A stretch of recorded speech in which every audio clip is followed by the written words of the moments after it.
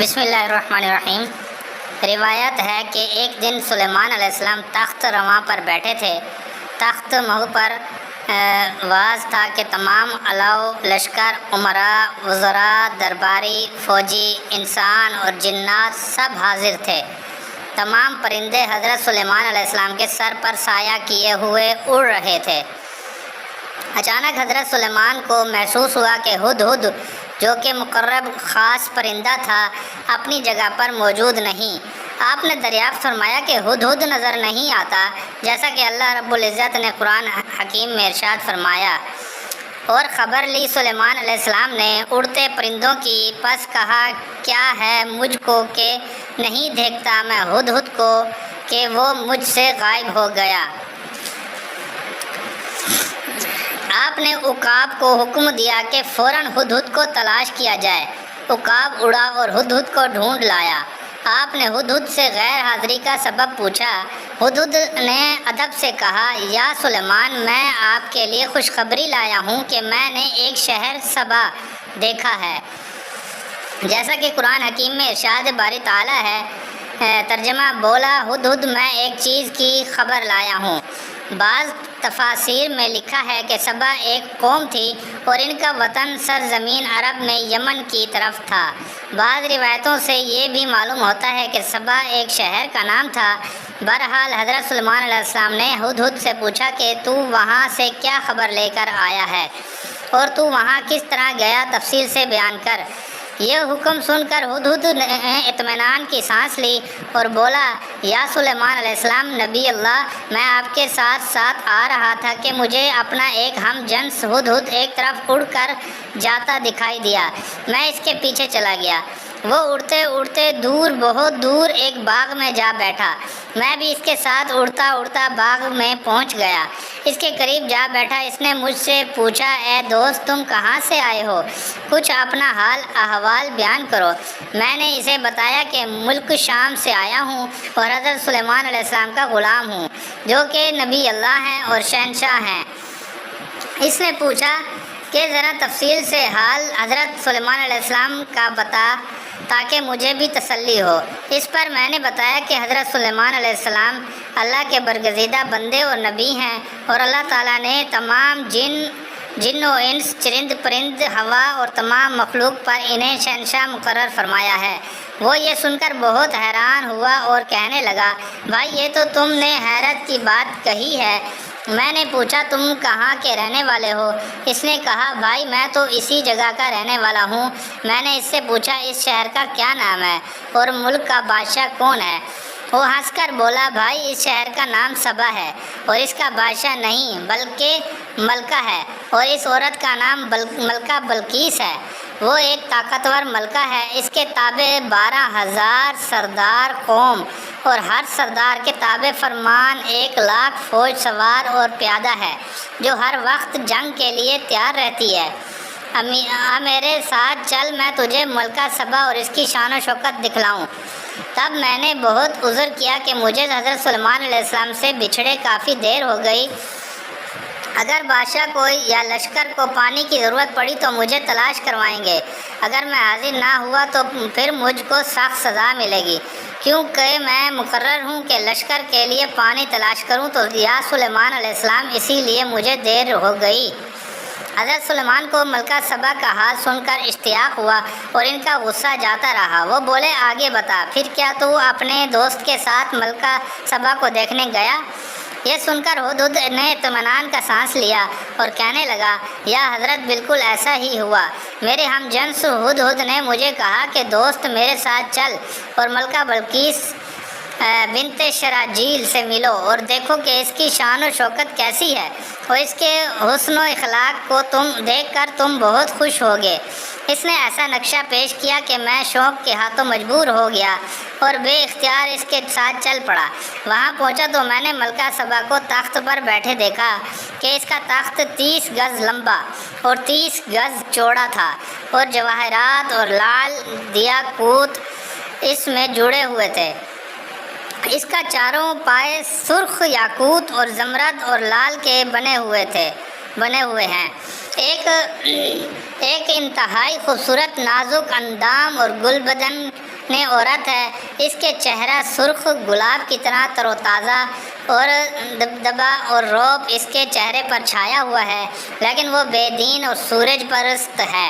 हज़रत सुलेमान अलैहिस्सलाम ने पूछा, तुझे कैसे मालूम हुआ कि वो काफिर है?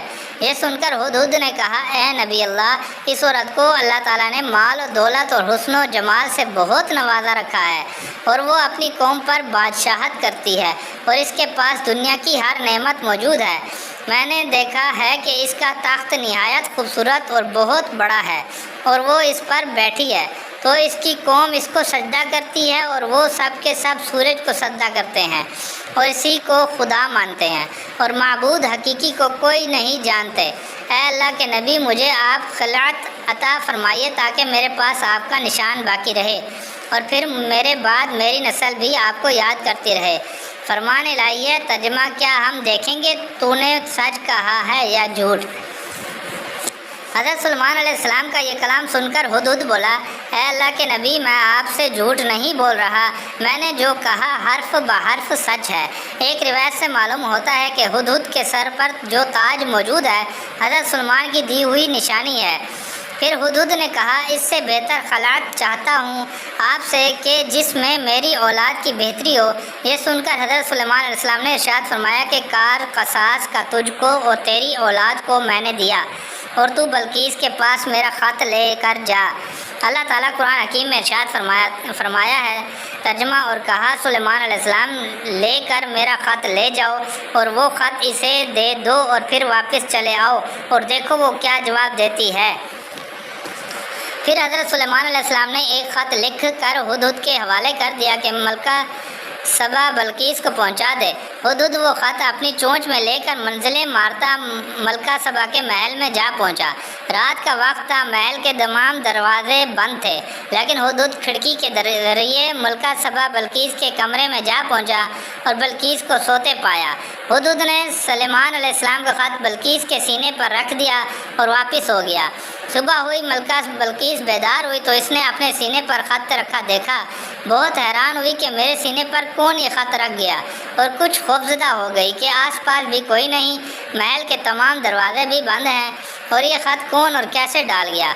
इसने अपने अहलकारों को बुला भेजा और कहने लगी, फरमान इलाही है।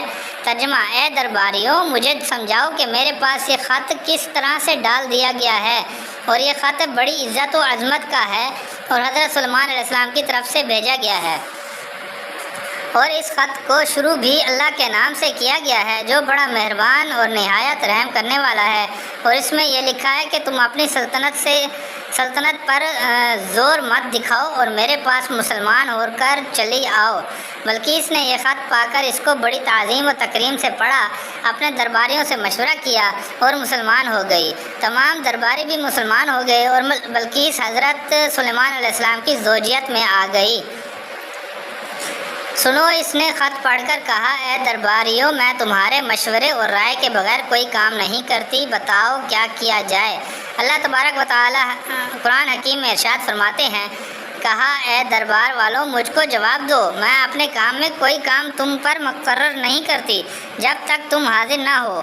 दरबारियों ने जो जवाब दिया इरशाद रब्बानी है, कहा, इन्होंने हम साहिबे कुव्वत और ज़बरदस्त हैं और ये काम तेरे इख्तियार में है, सो तू देख ले और हुक्म करे।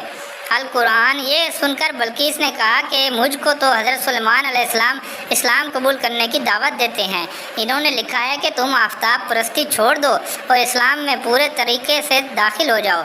अगर मैं ऐसा ना करूँगी तो पूरी सल्तनत तबाह बर्बाद कर देंगे। इरशाद रब्बानी है। तर्जुमा। कहा बल्कीस ने, तहकीक बादशाह जिस वक्त किसी बस्ती या मुल्क में दाखिल होते हैं तो वो इस बस्ती को तबाह कर देते हैं और वहाँ के सरदारों को बेइज्जत और तबाह व बर्बाद कर देते हैं। चुनाचे अगर वो हमारे मुल्क में दाखिल हुए तो पूरे मुल्क में तबाही मच जाएगी।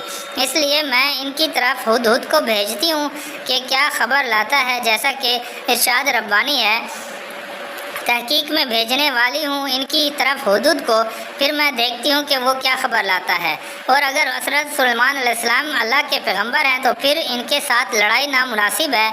चुनाचे मैं हुदहुद میں ہدیہ بھیج کر ان کی آزمائش کرتی ہوں، کیونکہ اگر وہ پیغمبر ہوئے تو ہدیہ نہیں لیں گے، اور پیغمبر اسلام کے وہ کس طرح راضی نہیں ہوں گے۔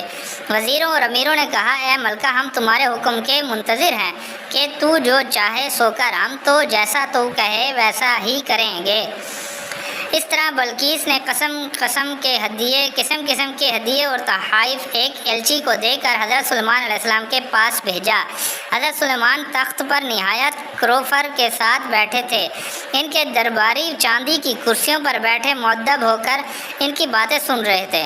جناب ان کے ارد گرد ادب و احترام سے کھڑے تھے۔ ہزاروں پرندے ہوا میں معلق ان کے سر پر سایہ کریے ہوئے اڑ رہے تھے۔ یہ ہدہد نے ایلچی کو آتے دیکھا تو اس نے فوراً حضرت سلیمان علیہ السلام کو خبر دی کہ ملکہ بلقیس نے آپ کی خدمت میں بہت سے ہدیے اور تحائف علاوہ 7 اینٹیں سونے کی اور 7 اینٹیں چاندی کی اور 7 پردے زربفت کے حضور علیہ السلام کے پاس بطور ہدیہ و تحائف ارسال کیے ہیں۔ ہدہد کو، جو کہ حضرت سلیمان علیہ السلام کے وزیر کا درجہ رکھتا تھا، اللہ نے یہ وصف عنایت فرمایا تھا کہ کوسوں دور اس کو ہر چیز صاف نظر آتی تھی۔ ہدہد کی یہ بات سن کر حضرت سلیمان نے حکم دیا کہ بادشاہ دروازے کے سامنے میدان میں بنی دیوار، جو کہ سونے اور چاندی کی اینٹوں سے تیار ہوئی ہے، وہاں سے 7 سونے کی اور 7 چاندی کی اینٹیں لے آؤ اور 7 پردے زرفرست کے لے آؤ۔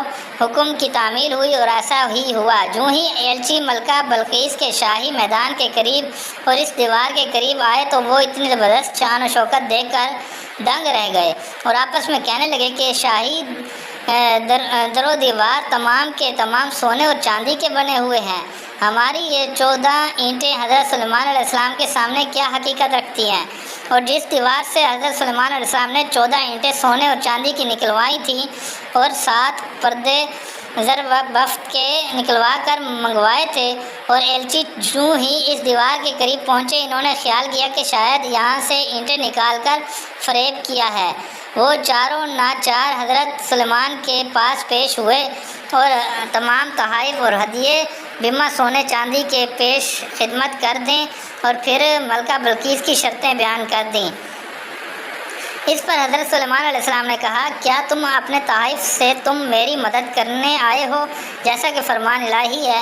حضرت سلیمان علیہ السلام کے پاس قاصد آیا تو جب فرمایا کہ تم کیا مدد دیتے ہو؟ میرے لیے اپنے مال سے پس جو کچھ مجھ کو دیا ہے اللہ تعالیٰ نے وہ بہتر ہے، اس چیز سے کہہ دیا ہے تم کو، اور جاؤ تم اپنے تحفے سے خوش رہو، ان کو یہ تحفے واپس کرو، پھر تم لوگ اپنی ملکہ کے پاس واپس چلے جاؤ، اور اب ہم بھیجتے ہیں ان کو فوجوں کو کہ وہ مقابلہ نہیں کر پائیں گے اور ہم انہیں بے عزت کر کے اس شہر سے نکال دیں گے،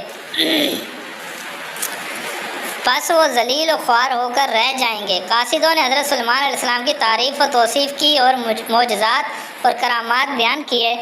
بلقیس نے یہ سن کر اپنے وزراء، امراء اور سرداروں سے کہا کہ بہتر یہ ہے کہ حضرت سلیمان علیہ السلام کے سامنے جاؤں اور ان کی اطاعت قبول کر لوں کہ اس کے سوا کوئی چارہ نہیں۔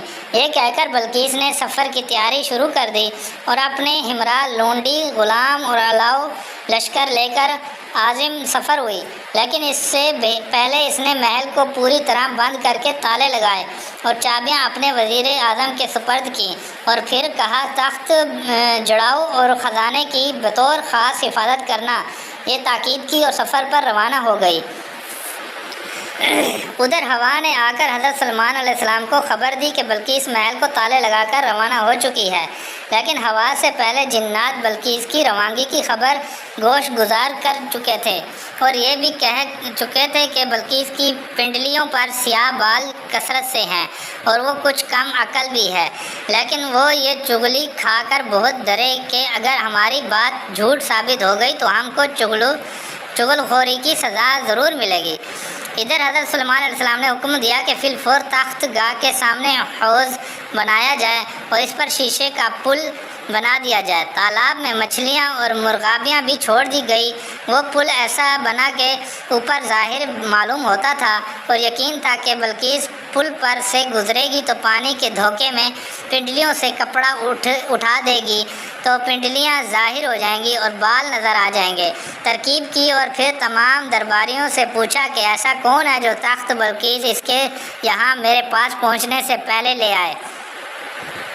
حضرت سلیمان علیہ السلام کی بات سنتے ہی ایک جن سردار نے کہا، یا سلیمان علیہ السلام، آپ کے اپنی جگہ سے کھڑے ہونے سے پہلے تخت بلقیس یہاں لے آؤں گا، آپ مجھے اجازت دیجیے۔ آپ علیہ السلام نے ادھر ادھر دیکھا۔ اسی لمحے آپ کے وزیر اعظم آصف بن مرخیہ نے کہا، اے نبی اللہ، آپ حکم فرمائیں تو میں تخت بلقیس پلک جھپکتے ہی وہاں سے یہاں لا سکتا ہوں۔ آصف بن مرخیہ ایک زبردست علم والا وزیر اعظم تھا۔ وہ یہ کہہ کر اجازت طلب نگاہوں سے دیکھنے لگا۔ جیسا کہ ارشاد ربانی ہے، ترجمہ، کہا اس شخص نے کہ نزدیک اس کے علم تھا۔ حضرت سلیمان علیہ السلام نے فرمایا، ہاں اب ٹھیک ہے، اے آصف، تخت بلقیس فوراً حاضر کیا جائے۔ پلک جھپکتے ہی آصف بن برخیہ نے تخت بلقیس کو حاضر خدمت کر دیا۔ حضرت سلیمان علیہ السلام نے تخت دے کر حکم دیا کہ تخت بلقیس میں کچھ تبدیلیاں کر دی جائیں تاکہ یہ دیکھا جائے کہ ملکہ بلقیس کتنی عقل مند ہے۔ حکم کی تعمیل ہوئی اور حضرت سلیمان علیہ السلام کے حکم کے مطابق تخت میں جڑے ہیرے اور جواہرات کی ترتیب بدل دی گئی۔ اتنے میں معلوم ہوا کہ بلقیس اپنے علو لشکر تحفے تحائف کے ہمراہ پہنچنے والی ہے۔ آپ علیہ السلام نے اس کا شان استقبال کیا اور اسے اپنے ہمراہ شیشے کے پل سے لے گزرے۔ جو ہی بلقیس شیشے کے پل پر چڑھی، اس نے سمجھا کہ نیچے پانی ہے۔ اس نے اپنے لباس کو پنڈلیوں سے اوپر کیا۔ تب حضرت سلیمان علیہ السلام کو معلوم ہوا کہ اس کی پنڈلیوں پر قطعی طور پر بال وغیرہ نہیں تھے، جنہوں نے محض جھوٹ ہی بولا تھا۔ جب بلقیس اپنے تخت کے قریب پہنچی تو وہ اپنے تخت کو دیکھ کر ٹھٹک کر رہ گئی۔ وہ تخت کو غور سے دیکھنے لگی۔ اس نے اپنے تخت کو پہچان لیا اور اسے وہاں دیکھ کر بہت حیران اور پریشان ہوئی اور بولی، بے شک یہ تخت میرا ہے اور میں آپ پر ایمان لائی ہوں کہ آپ کا خدا زبردست حکمت والا ہے اور بے شک آپ اللہ کے نبی ہیں۔ وہ اسی وقت مسلمان ہو گئی، جیسا کہ اللہ تعالیٰ قرآن حکیم میں فرماتے ہیں۔ ترجمہ، کہا بلقیس نے کہ اے پروردگار، میں نے ظلم کیا اپنی جان پر اور مطیع ہوئی حضرت سلیمان علیہ السلام کے ساتھ واسطے خداوند قدوس کے جو تمام جہانوں کا رب ہے، مگر بلقیس نے دل و جان سے اسلام قبول کیا۔ حضرت سلیمان علیہ السلام نے اسے اپنی زوجیت میں لے لیا اور وہ چونکہ ملکہ تھی، انہیں ساری بیویوں سے بڑھ کر عزت اور احترام حاصل ہوا۔